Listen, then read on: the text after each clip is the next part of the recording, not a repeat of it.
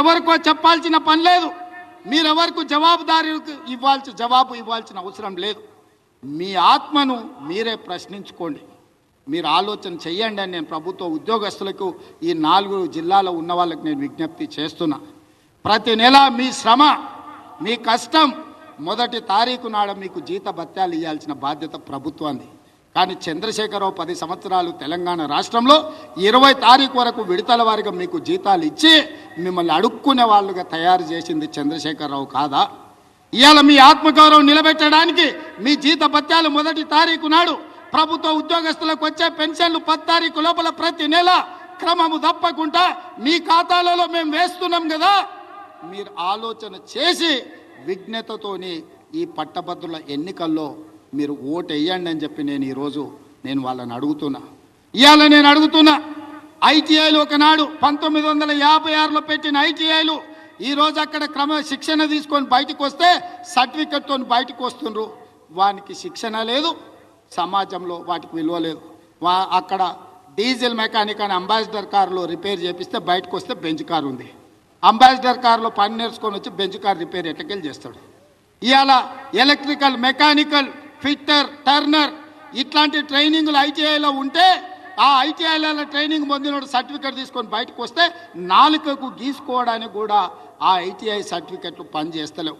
అందుకే పెద్దలు శ్రీధర్ బాబు గారు, నేను టాటా కంపెనీతో మాట్లాడి, రతన్ టాటా కుమారుడు చంద్రశేఖర్తో మాట్లాడి ఈ 65 ఐటీఐలు తెలంగాణ రాష్ట్రంలో ఉన్న వాటిని అడ్వాన్స్డ్ టెక్నాలజీ సెంటర్లుగా 2400 కోట్ల రూపాయలు ఖర్చు పెడితే 2100 కోట్ల రూపాయలు టాటా సంస్థ పెట్టుబడి పెట్టి ఈ ఐటీఐలను అప్గ్రేడ్ చేసి అడ్వాన్స్డ్ టెక్నాలజీ సెంటర్లుగా మార్చి వేలాది మంది నిరుద్యోగులకు శిక్షణ ఇచ్చి వాళ్లకు టాటా కంపెనీ ఉద్యోగాలకు తీసుకుంటామని చెప్పి ఒప్పందం చేసి ఇలా ఐటీఐలను అప్గ్రేడ్ చేసి ఏటీసీలుగా మార్చినాం.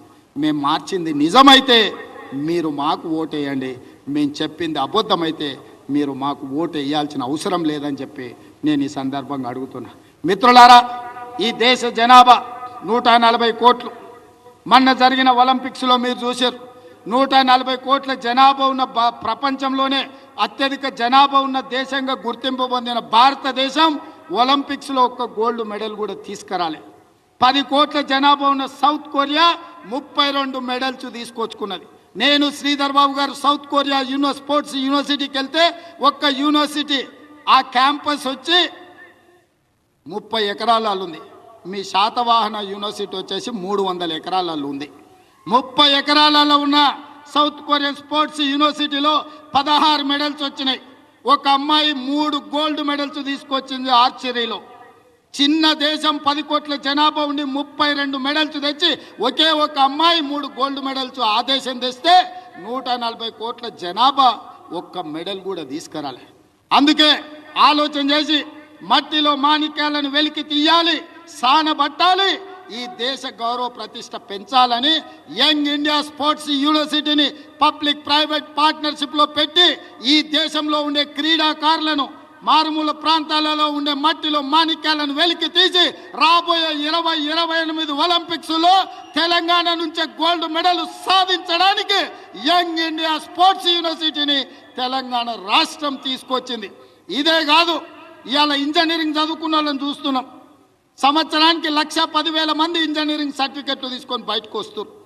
బయటకు వస్తే వాళ్ళకు పని ఏదన్నా చెబుదామంటే ఇండ్ల దగ్గర పనిచేస్తే మేస్త్రికి ఉన్న అవగాహన కూడా ఇంజనీరింగ్ గ్రాడ్యుయేట్లకు లేదు. ఇది చెప్పడానికి బాధగా ఉంది, కొందరికి వినడానికి కష్టంగా ఉండొచ్చు. ఇది నిజమా కాదా మీకు అందరికీ తెలుసు. ఇవాళ మనం ఇంజనీరింగ్ స్టూడెంట్స్ ప్రతి సంవత్సరం 1,10,000 మంది ఇంజనీరింగ్ పట్టా సర్టిఫికెట్లు తీసుకొని వస్తున్నారు. ఎంతమందికి నాణ్యమైన సాంకేతిక నైపుణ్యం ఉన్నదో మీరు ఆలోచన చేయండి.